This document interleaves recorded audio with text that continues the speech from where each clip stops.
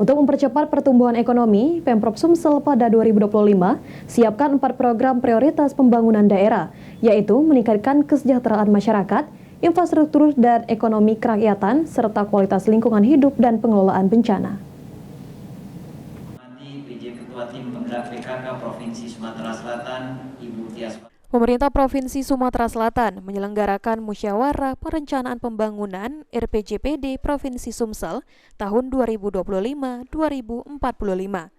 Kepala Bapeda Sumsel Regina Ariyanti menyampaikan 4 program prioritas pembangunan daerah pada 2025 untuk penguatan daya saing daerah menuju Sumsel yang unggul dan terdepan, yaitu meningkatkan kesejahteraan masyarakat, meningkatkan infrastruktur dan ekonomi kerakyatan, meningkatkan kualitas lingkungan hidup dan pengelolaan bencana.